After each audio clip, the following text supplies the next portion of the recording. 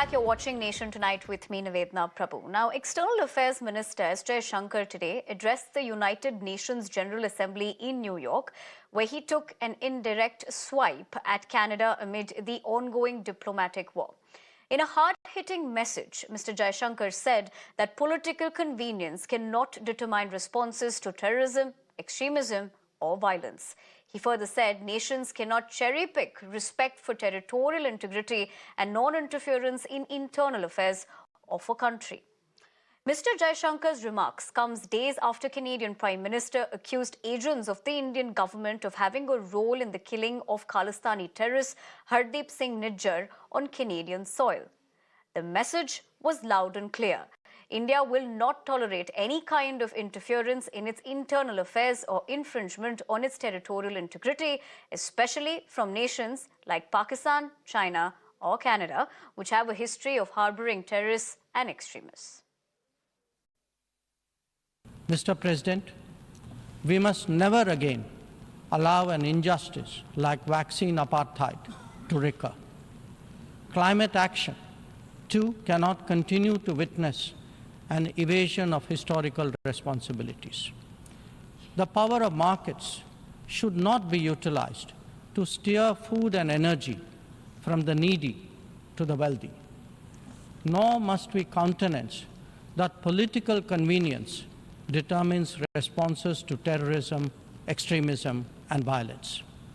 Similarly, respect for territorial integrity and non-interference in internal affairs cannot be exercises in cherry-picking. When reality departs from the rhetoric, we must have the courage to call it out. Joining me this evening is Suresh Goel, former ambassador. Mr. Goel, I appreciate you taking the time out, joining us here once again. Great to see you. As far as we speak about this, has been explosive speech, but what do you make of it personally? It was a great speech, a very good speech. In fact, the quotes which I was reading just before I came on this program reminded me of the early 90s, the mid-90s, India's non-aligned movement, when we spoke for the developing world, when we spoke about non-discrimination, when we spoke about equal respect for everyone, non-intervention, non-interference in territorial integrity.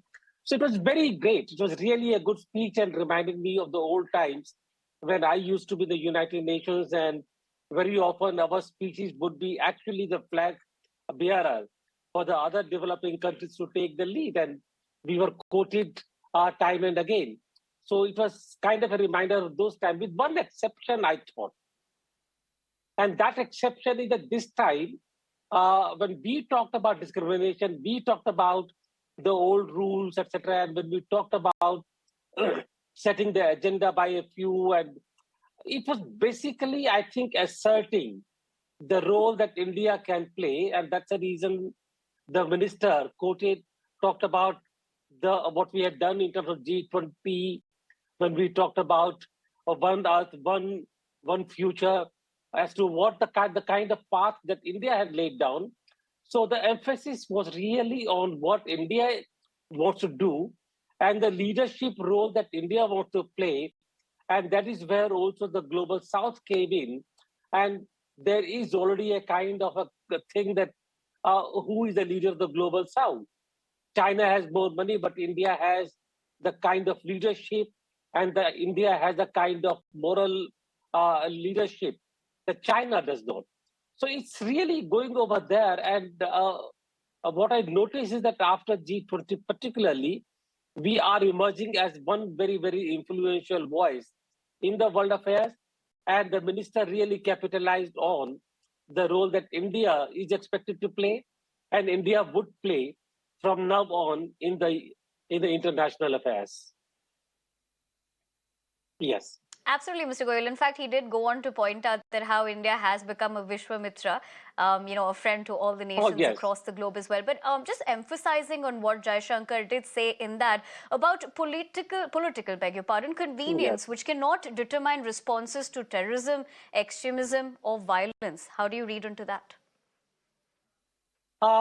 This is again a reference to really what Trudeau said. freedom of expression. Now, if you are giving shelter to all those terrorists who are hiding, not even hiding, who are actually strutting themselves openly in the streets of Toronto and in British Columbia, challenging India's security day in and day out, and killing people up there in India, how do you expect to say that theirs is not a terrorism or extremism? This can't be the freedom of expression. That will be really something horrible to kill somebody and say that this is the freedom of expression. You can't take a float out of assassination of the former Prime Minister of India and say that this is freedom of expression. I think it's a clear message to Trudeau.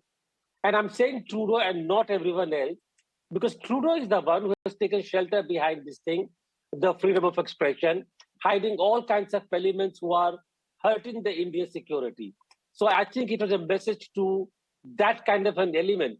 Incidentally, I mean, when we talked about the terrorism being terrorism, whatever you name you call it, there has been a debate earlier, but that was so much earlier, when Palestinian liberation movement, etc., they insisted on really not being able to define terrorism because many of the freedom movements were taken as the terrorist movements by the Western world. But I think that is now over. And we now have to look at the whole terrorism issue with a completely different lens. Yes. Right, Mr. Goel. On that note, I want to appreciate you taking the time out and speaking to us. Like you have said it and put it into context, the message is absolutely loud and clear. We leave it to that for the moment. Thank you very much for joining us here on the show tonight. We're shifting our focus.